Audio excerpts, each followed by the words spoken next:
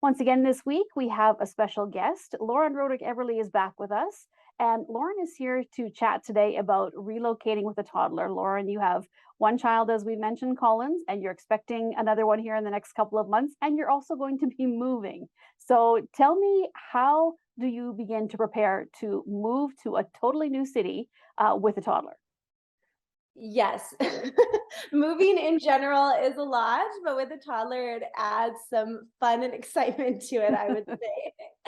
Like we talked about last week about just communicating and getting them used to the idea, that's the exact same thing that we're doing with this. So we've been talking about moving for weeks and weeks and weeks so that it's already in our daughter's head. So even, oh, are we going to bring this to Seattle? Are we going to pack this? What do you think about this? What's something you want to bring? Just kind of involving her in the process. And as we've been packing, we've also been involving her in the process. But one tip I would give for people when they have toddlers is everything takes at least double the time than it would.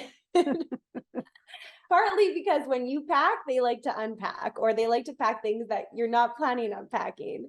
So just give yourself lots of time and try and make it fun and get them involved.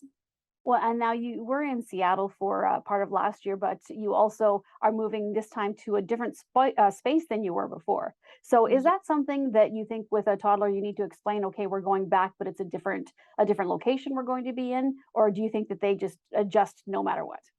Yeah, in our situation, we're moving to a spot that's just about half hour away. So it is a different area, like it has a different name in Washington. I still will end up saying Seattle, but it's not Seattle anymore. So we've kind of just been explaining how we're moving to a new home and she'll have a new bedroom and where does she want the baby's bedroom to be in the house and those kind of questions.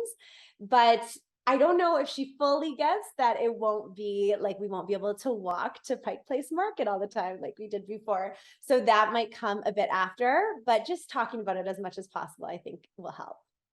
And now, what about activities when you move to a new city? And obviously, with somebody that is Colin's age, you want to keep them active. So, how do you go about? Do you just reach out to people that you met last time around, or is there like groups you can join when you move, especially specifically for her age group? Or how do you figure out some of the cool things you can do in the area? Yeah, we've already been scheduling ahead of time the events and little fun activities that we're going to do with some of our friends when we get back there. So it's kind of exciting that I'm saying to her, "Oh, do you remember so and so? We get to hang out with them again, or we get to go on a hike with them." So we have a lot of friends that we met through Kids Who Explore. I know we've talked about Kids Who Explore before, and there's actually a bunch of chapters of Kids Who Explore in Washington now. So that's a great group that people can join with kids of all ages to get you outside doing any sort of thing. It doesn't always have to be hikes. It can just be meeting up at the beach or a park or a backyard hangout, really anything. So joining some of those groups is helpful because it kind of schedules in that time for kids. So yeah, that's a big thing that we're doing. Well, and it's a lot of pressure just moving alone, as you said, and then trying to make sure that your children actually fit in and have stuff to do. So I know that you are huge into organization and calendars. So is that something that you find to be really useful when you're doing something like this? Yes, for sure. Especially when you're trying to coordinate a lot of people's schedules because some of the families we're hanging out with, they might work full time or they might work shift work or they might be stay-at-home parents. So just trying to coordinate everyone's schedule together. I like to plan it ahead of time, but I also like to, whenever we finish something, kind of plan the next one with them so that we know that there's going to be a next one in the calendar.